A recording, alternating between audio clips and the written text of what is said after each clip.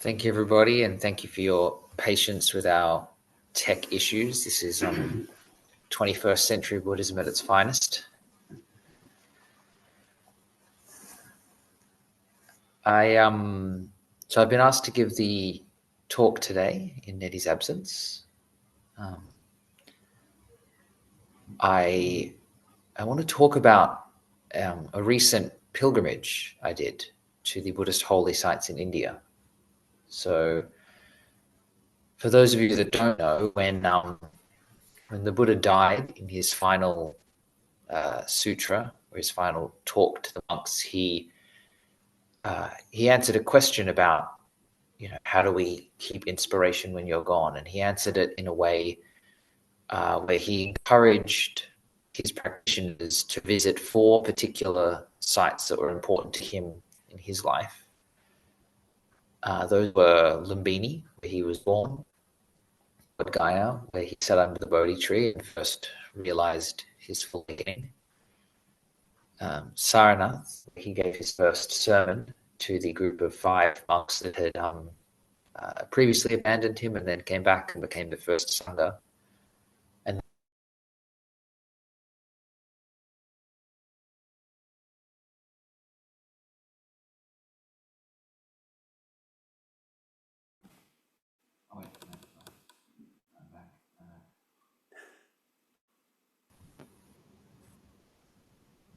I apologize, I disconnected again. I apologize.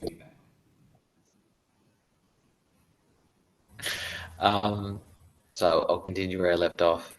Can you record the talk as a voice memo on your phone so people can listen to it later as well? Sure, that's not a bad idea. I'll try that. Apologies.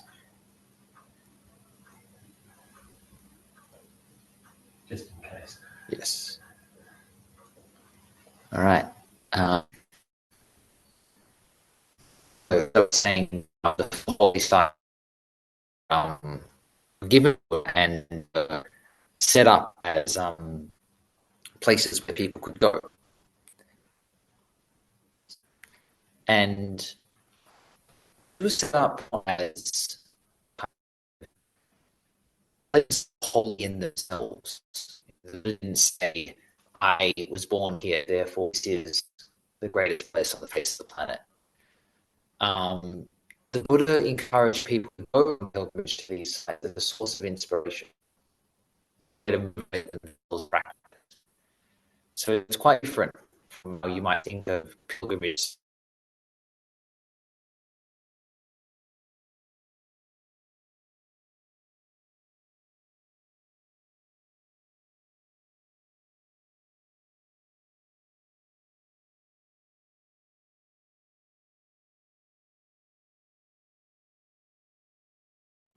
Nice.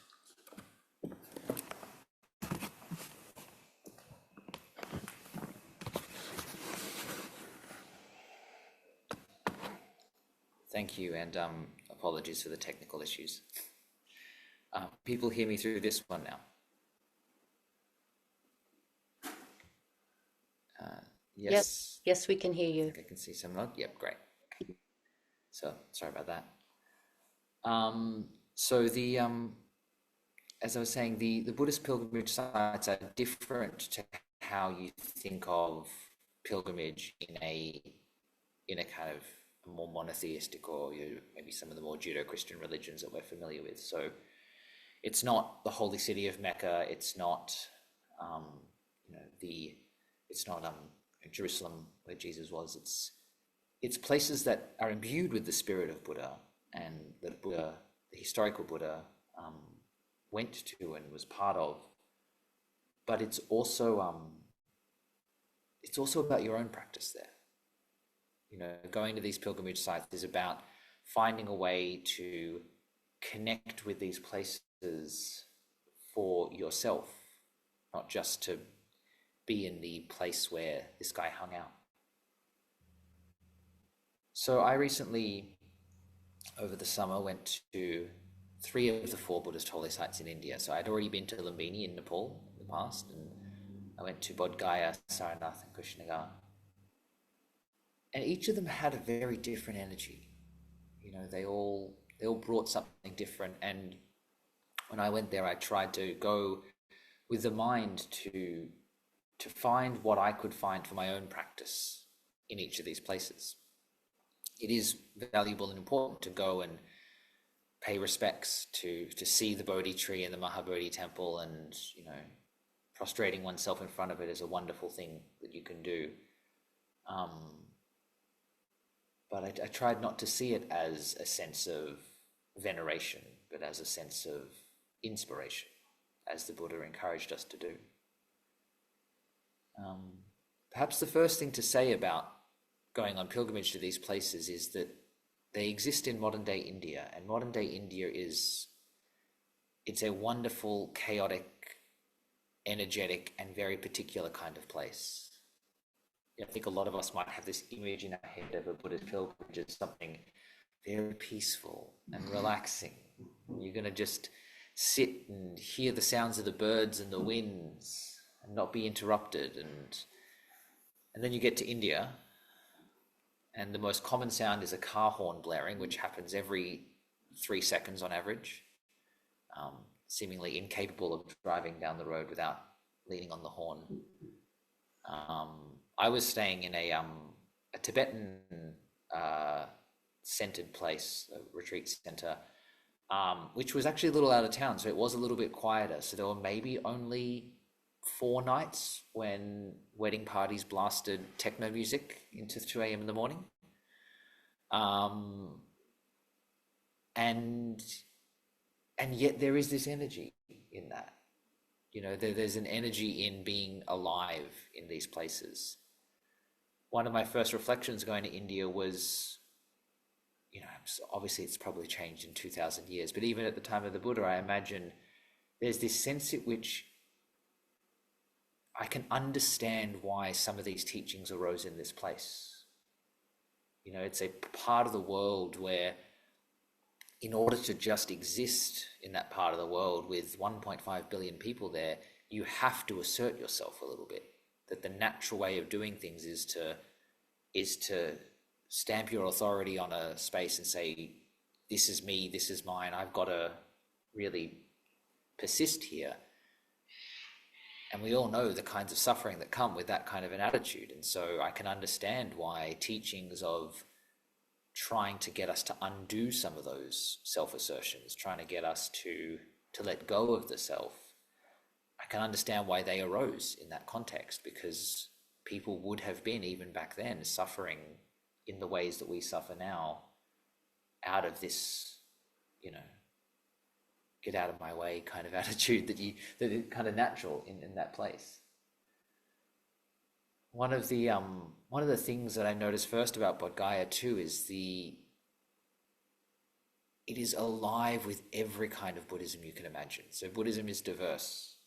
It's a lot of people think of Buddhism as one thing, particularly from the West, but it's not. It's 5, 6, 7 different traditions, and in Bodh Gaya especially, they all come together.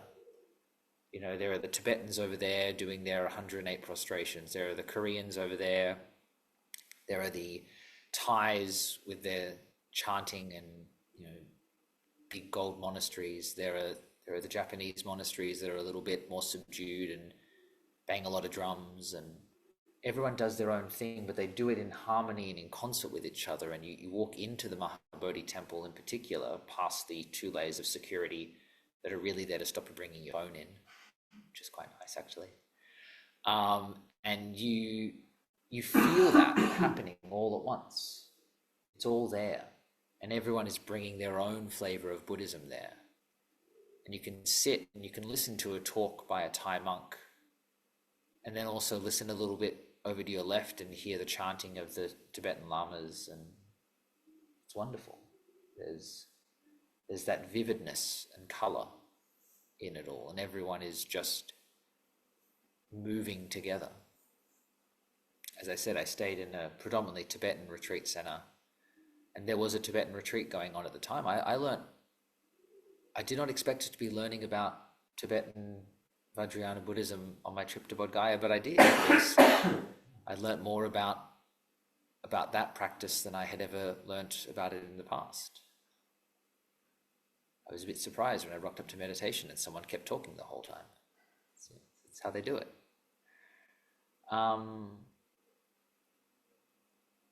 And everyone in those places understands that everyone else in those places is there for inspiration. So you have conversations with people. I made some lovely friends, particularly at the Japanese temple. I went there as, part of a Zen tradition, so it made sense too. And, as soon as someone, eyeballed you and saw your rakusu and went, oh, you're also kind of in the same group as me, there's an immediate bond, I now know a monk who runs a monastery near the airport in Tokyo. I've got an offer to stay there whenever I want. It's nice. There's a way in which Bodh Gaya in particular can often, it came across as like a sense of practice in community. The Buddha sat under the Bodhi tree by himself, having been left by his companions, and yet now it's the full sense of community there. And there's a wonderfulness to the history of it too. So around Bodh Gaya there are some additional pilgrimage sites which are not in the big four, but they are also quite interesting and useful. And these really add more color to the story of the Buddha. You can go to the cave where he practiced for years his ascetic practices. You cross the river, and I don't know if many people know the traditional story of the Buddha when he first accepted milk rice from Sujata and broke his ascetic practices. But as I heard it, the story goes, he's crossing the river and is so weak he can't cross the river. And so Sujata comes to him and gives him some milk and helps give him strength. And I always had in my head, I was like, if he was that weak, why was he trying to cross a river? That's like really deep and quite hard. What is he doing? And then you go to Bodh Gaya and you realize that for 8 months of the year, the river is actually empty. That particular river only fills up for a few months every year. And you just go, oh, of course, he's just crossing the river at a time when there's no water in it. And it's written like that, but you don't understand that until you're there and you see that. Near Bodh Gaya, there's also Vulture's Peak, where the Heart Sutra was expounded. And so you can go up there and you can see the cave that Sariputra and Ananda stayed in. You can go to the top of Vulture's Peak and look out and see where the spot where the historical Buddha first preached the Heart Sutra. You can go to another university where hundreds of years of Buddhist teachers have taught and see the history there. And so there are all these places that not only hold a historical significance, but they also give you an opportunity to think about your own practice in the context of the various things you're doing. One of the things that I thought a lot about in Bodh Gaya was motivation. This is a place where somebody really practiced for years and years and years and walked the path and uncovered the path from the undergrowth. And the level of dedication and motivation that must take was something that really hit me. And I spent my time there reflecting on my own motivations. What's driving me? What do I want to do in my practice? If you go there, you'll probably land on some other different thought that you have around your own practice, and that'll be the right thing for you to think there. From Bodh Gaya, I went over to Saranath, which is near the historical city of Varanasi, very, very close to Varanasi. It's actually pretty much a suburb of it. And Saranath was interesting. It was different. It was more set up like an archaeological site. There wasn't that same, there wasn't a central stupa or temple that everyone went to.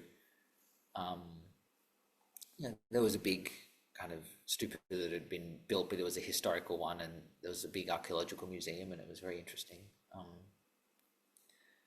But yet it was also, you could see the ways in which the different Buddhist communities were interacting with that place. In Saranath, there weren't as many Tibetans for whatever reason. They were hugely predominant in Bodh Gaya, and they weren't really there in Saranath. And so you came across more of the Sri Lankan and Thai pilgrim groups that had come over from Sri Lanka and Thailand and were in these massive groups that would sit and meditate by the stupas and would walk around and engage with it. I stayed at a Japanese temple, not a Zen temple, a different Japanese temple in Saranath, and it's almost like this is one of those temples, I forgot the name of the sect exactly, but they do a lot of kind of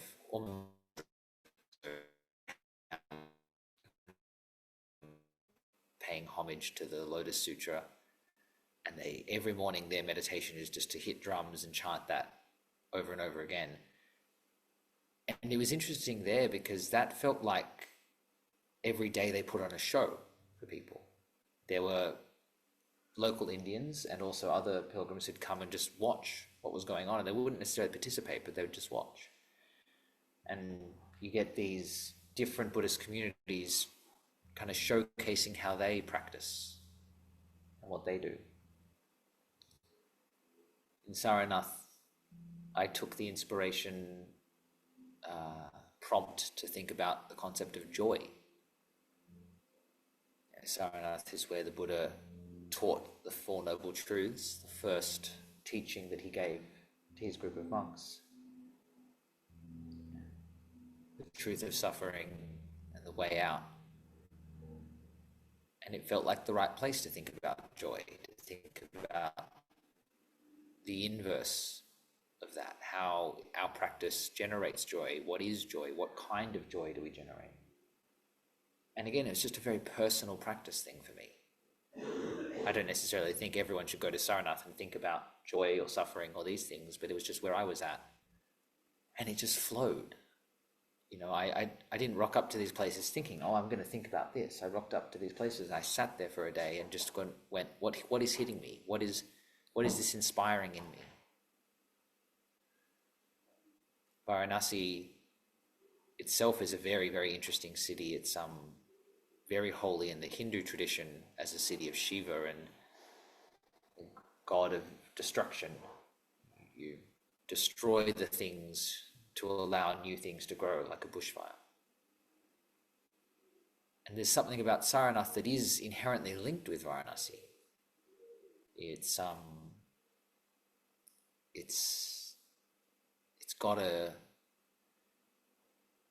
much quieter than Varanasi, that's for sure, the city proper, but it has an energy to it that does feel very much like a renewal, like starting again.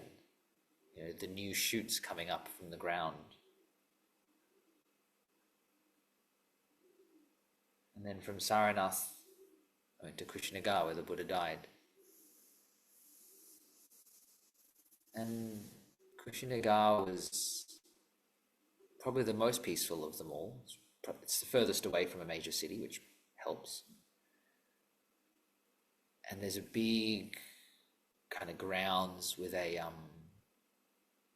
central temple in it, a big statue of the Buddha lying down. And these groups of pilgrims all come in chanting and praying in their own languages and carrying these big bolts of cloth, which they effectively use as blankets, and they put over the lying down Buddha as he's there. And I sat there and I watched for hours as various groups came in, laid their cloth over the Buddha. It's almost like everyone's kind of putting him to sleep, tucking him in. It's wonderful. The Chinese group comes in, tuck him in. The Thai group comes in, tuck him in. Then two groups come in at the same time, and there's a bit of a jostle over who gets to tuck him in first. It's a wonderful practice, and it's a very peaceful place, and it's tiny in Krishnagara. The temple room where the lying Buddha statue is, it's no bigger than the room we're in now. It's not like Bodh Gaya is this huge Mahabodhi temple. It's small. And everyone goes in and pays their respects and goes out, and some people sit around the edge and meditate. And it's not a sad place. We think about the Buddha's death. We think about this great teacher that so many people venerated. it's written that the Sangha was sad when the Buddha died, but this feels like it's a place of letting go, where you drop what you're holding on to. I was reading the Diamond Sutra at the time, and so I spent my time there reflecting on a lot of what was in that, a lot of these ways of thinking and frameworks of which we understand things. And that felt as almost like a culmination of a lot of the teachings that I'd been working through. That it's take all the little strings and you put them together in one place into this perfection of wisdom, as it's stated in the Diamond Sutra.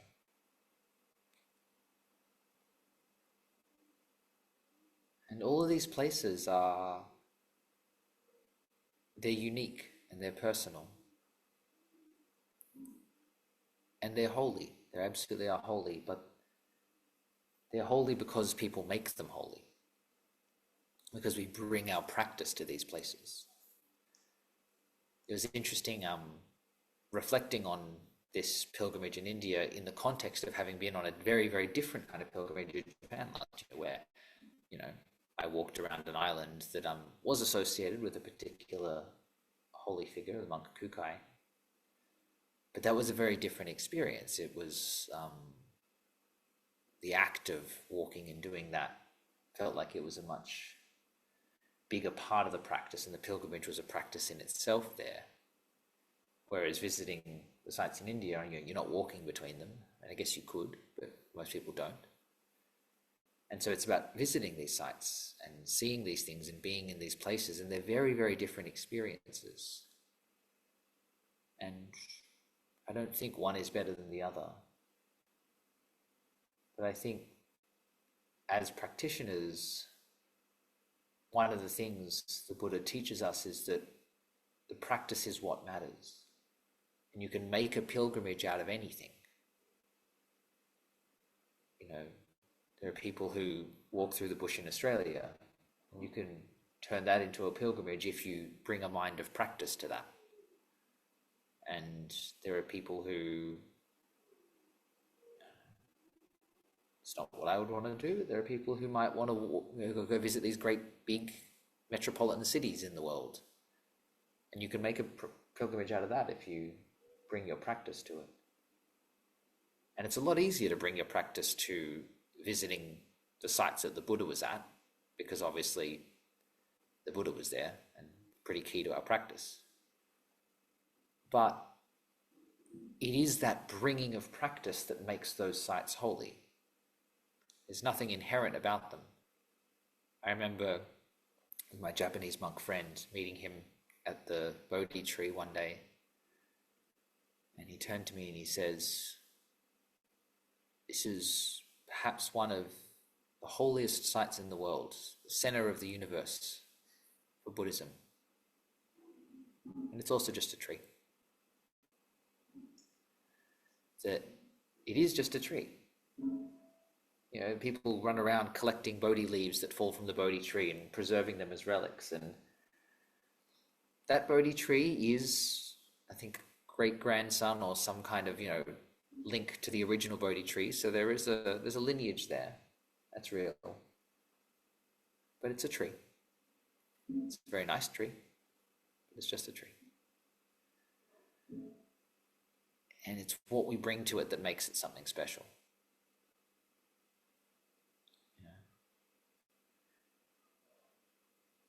I would encourage everybody to see these places if you can. Certainly, if you're choosing between a party resort in Bali or Buddhist pilgrimage sites in India, I think one of those will probably support your practice more. But I think it's okay if we can't. There are lots of people who can't go to these sites, and in some religions, in Islam, going to Mecca is something one must do in their lives. It's not like that for us. We don't have to do these things. We can, And if it's possible, I think we should.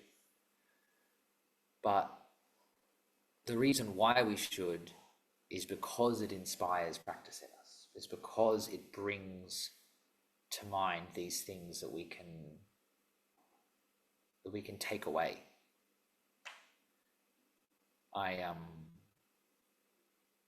Since I've come back, I've been surprised by the amount of things that I picked up on that pilgrimage to India that I wasn't even aware of at the time. Little ways of being, ways of practice that I'm just noticing in myself, that because of all the chaos that was going on in India, I wasn't as fully switched on to. And so I definitely found something there and took it and have brought it with me. But it's also very possible to do these pilgrimages just as spiritual tourism, and you probably wouldn't necessarily get as much.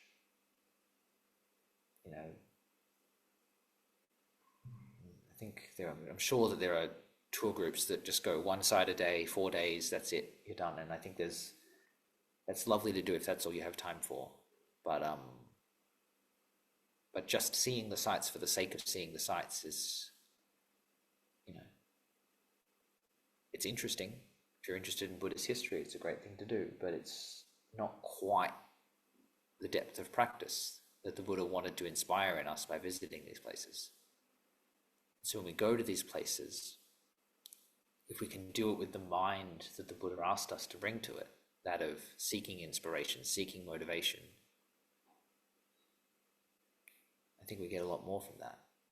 But then again, that's true of everything in life, isn't it?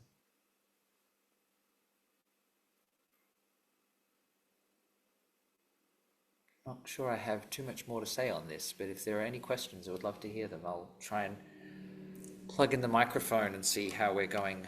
Our tech issues may preclude us from this today, but we shall see. We shall try.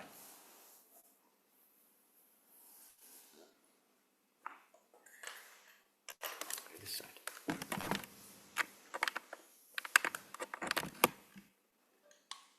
Okay, is that microphone picking up? Yes, it sounds like it is. All right. Any questions in the room? Yes. Thank you for the talk. That was really fascinating and great to hear about. I'm wondering, you mentioned the experience of being in modern India and so on, and spiritual tourism and so on. I mean, I know in plenty of other sort of temples and religious sites and so on, there's hordes of people just taking photos, and it's an interesting mix of pilgrims or serious people and tourists taking selfies and things like that. I'm just wondering, was that present in more or less in any of the particular sites? Thank you. Did everyone hear that question online? Yeah, great. So one of the things I think I mentioned in passing, but I really liked about Bodh Gaya, is they had armed guards telling you to not bring your phone. So they had these security things you had to put your bag in and scan it through and all that kind of thing. And, so there weren't a lot of selfies going on there, which is really nice. They have lockers they can give you for free when you put your phone in, so it's all fine. But, so I felt like Bodh Gaya did a fairly good and deliberate job of not leaning itself into that. And I saw a couple of people who I felt like were there as tourists rather than necessarily spiritual seekers, but also that's okay. If we are people who believe that the Dharma is a wonderful thing to share with people, then anywhere on that journey is a valid place for someone to engage. So if I'm from Europe and I've never heard of Buddhism before, and I come to India and I hear about this Buddhist place and I don't know anything else, and so I rock up in my shorts and singlet and go and get in and just gawk at the statue a little bit. I mean, if that's my first interaction, that's okay. But yes, it was in particular that place did help with that without the phones allowed. Saranath did feel a little bit more like a tourist setup. Just had that vibe to it a little more. Kushinagar I think is quite out of the way, so very few people go there unless they're Buddhist pilgrims. It's not the kind of place that it's India, so it's a 6-hour detour from anywhere else to get to Kushinagar. So that one felt a little bit less like that, just I think just because of how hard it is to get there. But yeah, I personally I'm quite okay with spiritual tourism if that is what people need to engage with it. You know, I personally like to have deeper practice experiences and engage with these places in a more practice-based way. But you know, horses for courses, as they say, right? If that's what you need, that's what you need.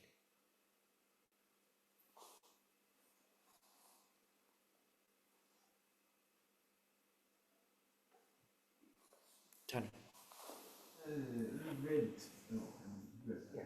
See if I can. You've read Mingyur Rinpoche's book In Love with the World. At Kushinagar, he almost died in the temple grounds from sleeping there and having food poisoning. Talking about spiritual tourism, did you find that spot?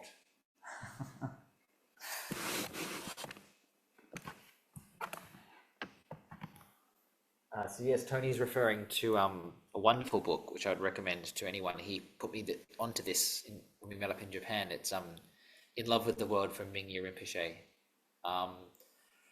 Did I find that spot? So I certainly had the thought of that book at a few places. One of them, when I went to visit Mingyur's temple in Bodh Gaya, and I went, oh, this is where he got the taxi, and this is where he escaped, and ran down the road to the train stations. Then I actually went to that train station and caught a train there, and so there's a few little spots as a fan of that book. I was like, oh, this is where this happened.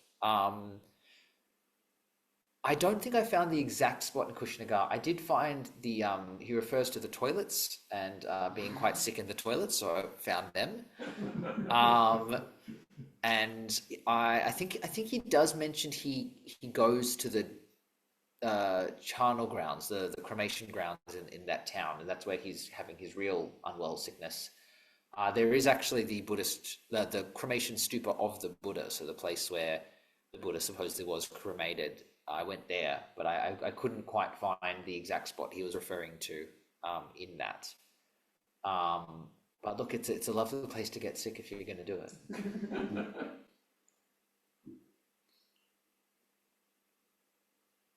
Does anyone online have any questions?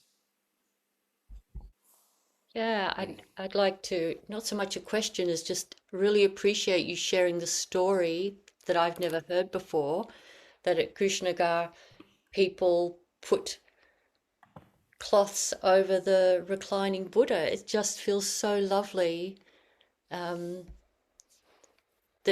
the people today are caring for the Buddha. Can you hear me all right? Feels like you can't hear me. I can hear you very faintly. Ah, I heard that you think it's very lovely that people today are caring for the Buddha with putting the cloths over yeah, the top. Is that what yeah. you're saying? That's the essence of what I'm saying, yes. Thank you for sharing that. Yes, thank you. So for those in the room, Nettie was just commenting on how lovely it was that people are still caring for the Buddha today by putting the cloths over the top.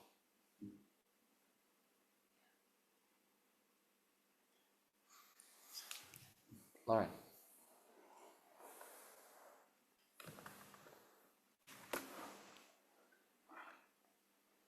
Thanks, Taisen. So you mentioned different, like there being a Japanese temple there and a Korean and Tibetan and so on. This might be a silly question, but are there practicing Indian Buddhists who are maintaining these temples, or is it all kind of, it's Buddhism in India kind of moved on and then it doesn't exist anymore there? Yeah, it's a very good question. Buddhism is not a massive religion in India these days. It's certainly a lot smaller comparatively than it would have been historically. Yeah, I think a lot of reasons for that, but the Mughals coming in and establishing Islam as a very major religion in India probably was a factor, as was the kind of the rise of Hinduism and how that's been growing. So most of the temples run by various kind of countries, or the community-based temples, they tend to operate, if they can, with someone from that community as the head or leading that temple. So the Thai temple has a Thai monk there, the Japanese temple had a Japanese monk there.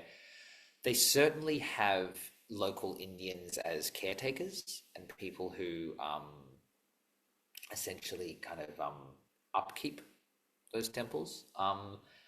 They're not always practicing in that tradition, doing that.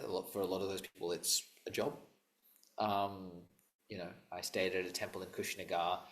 It was a Chinese temple that was run by a local Indian caretaker, and he was a lovely person, but he also tried to charge me twice what he said he was going to charge me at the end of it, and also was renting out the temple grounds for parties to make money on the side. And I'm sure that was something he was very comfortable with doing, but it had a different vibe than I think would have had if it had been run by monastics or people who were kind of more heavily involved in that. A lot of these temples for different countries are set up specifically for the pilgrims of that country. So one of the things that I noticed is, for example, you can't stay at the Thai temple unless you're Thai. Like, they just will kind of just say no and reject you because they're just there. The reason they're there is to house Thai pilgrims, that kind of thing. There are other temples that don't do that. So there are the temples that take kind of anyone, but they are often very associated with the governments of that country and with kind of, the ministry of religion in that various country that is there to kind of set them up and run them for those reasons. So yeah, there's a mix of both Indians and diaspora communities running it, but yeah, Indiaism is not what it once was, and I think there is some movements going on to try and kind of bring it back and to return Buddhism to its kind of historical home, but I'm not sure. I've not stayed across how successful those movements have been.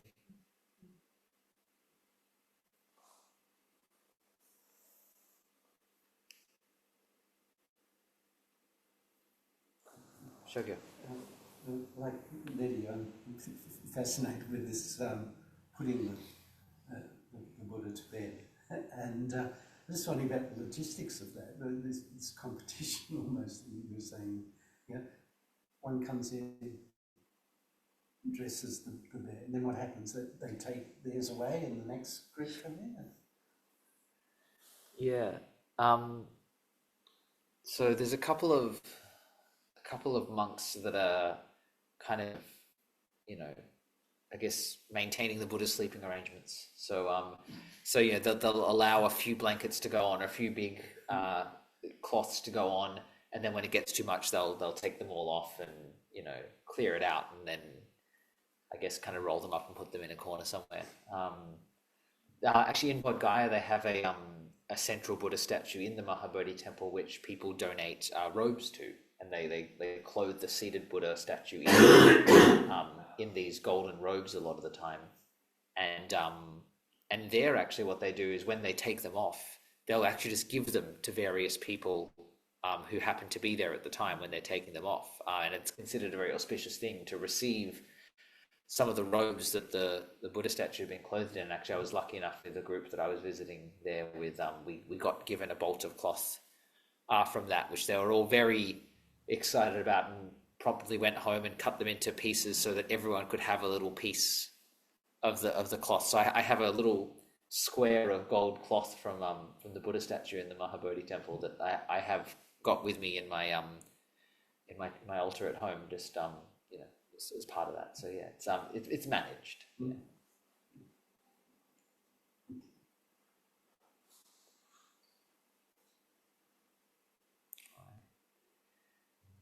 Well, if no one else has anything, we are pretty much at time. Thank you for coming along and listening today, and especially those online, thank you for persisting with our technical issues. It's we'll have to get the lowdown on how Nettie makes it work so easily every week. It's clearly a system we're missing somewhere here. But yeah, hopefully you've enjoyed the talk, and yeah, for those of us in the room, we'll go to Tilly's afterwards and continue the discussion.